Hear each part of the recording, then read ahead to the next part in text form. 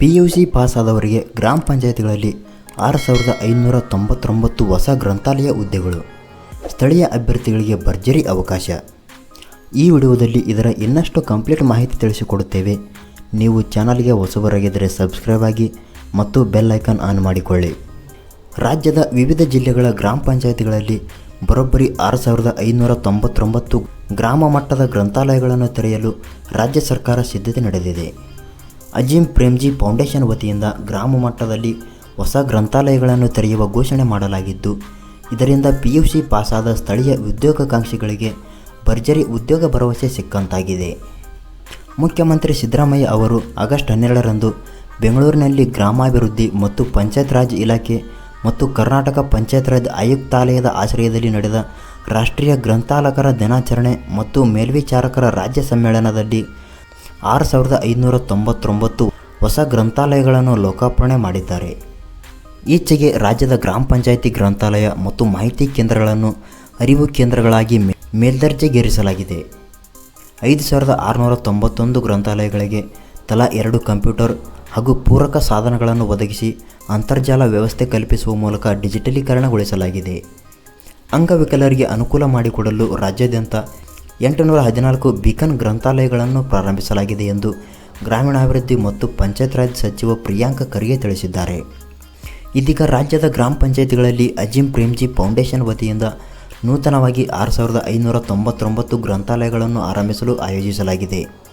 ಈ ನೂತನ ಗ್ರಂಥಾಲಯ ಹುದ್ದೆಗಳ ನೇಮಕಾತಿ ಹೇಗೆ, ಯಾರಿಗೆಲ್ಲ ಉದ್ಯೋಗಾವಕಾಶ ಸಿಗಲಿದೆ, ನೇಮಕಾತಿ ಮಾನದಂಡಗಳೇನು ಎಂಬ ಸಂಪೂರ್ಣ ಮಾಹಿತಿಯನ್ನು ಈ ವಿಡಿಯೋದಲ್ಲಿ ತಿಳಿಸುತ್ತೇವೆ. ವಿಡಿಯೋವನ್ನು ಕೊನೆಯವರೆಗೂ ನೋಡಿ. ಗ್ರಂಥಾಲಯ ಹುದ್ದೆಗಳಿಗೆ ವಿದ್ಯಾರ್ಹತೆ ಏನು ಎಂದು ತಿಳಿದುಕೊಳ್ಳೋಣ. ಗ್ರಾಮ ಪಂಚಾಯಿತಿ ಗ್ರಂಥಾಲಯ ಮತ್ತು ಮಾಹಿತಿ ಕೇಂದ್ರಗಳ ಮೇಲ್ವಿಚಾರಕರ ಹುದ್ದೆಗಳಿಗೆ ಅರ್ಜಿ ಸಲ್ಲಿಸಲು ಅಭ್ಯರ್ಥಿಗಳು ಮಾನ್ಯತೆ ಪಡೆದ ಶಿಕ್ಷಣ ಮಂಡಳಿಯಿಂದ ದ್ವಿತೀಯ ಪದವಿ ಪೂರ್ವ ಪರೀಕ್ಷೆಯಲ್ಲಿ ಪಾಸಾಗಿರಬೇಕು.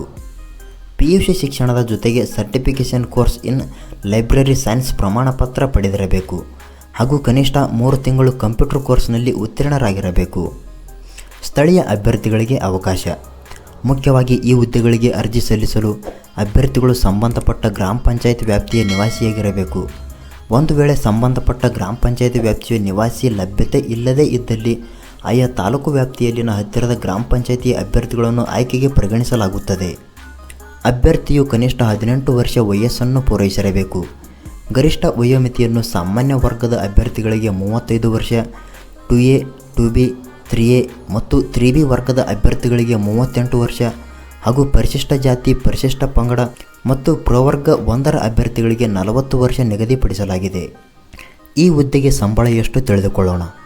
ಗ್ರಂಥಾಲಯ ಮತ್ತು ಮಾಹಿತಿ ಕೇಂದ್ರಗಳ ಮೇಲ್ವಿಚಾರಕರ ಹುದ್ದೆಗಳಿಗೆ ಆಯ್ಕೆಯಾದ ಅಭ್ಯರ್ಥಿಗಳಿಗೆ ಸದ್ಯಕ್ಕೆ ಮಾಸಿಕ ವೇತನ 15,196 ರೂಪಾಯಿ ಸಂಬಳ ನೀಡಲಾಗುತ್ತದೆ.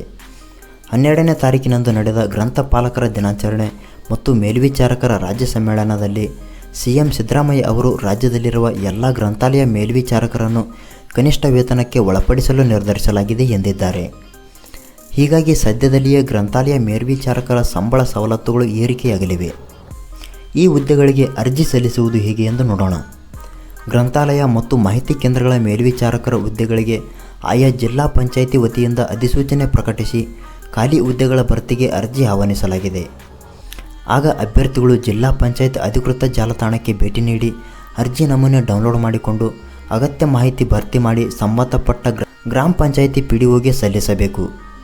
ಸದ್ಯಕ್ಕೆ ಒಟ್ಟು 6599 ಗ್ರಾಮ ಪಂಚಾಯಿತಿ ಹೊಸ ಗ್ರಂಥಾಲಯ ಸ್ಥಾಪನೆ ಘೋಷಣೆಯಾಗಿದ್ದು, ಈ ಸಂಬಂಧ ನೂತನ ಗ್ರಂಥಾಲಯ ಅನುಷ್ಠಾನ ಯೋಜನೆಯನ್ನು ಲೋಕಾರ್ಪಣೆ ಕೂಡ ಮಾಡಲಾಗಿದೆ.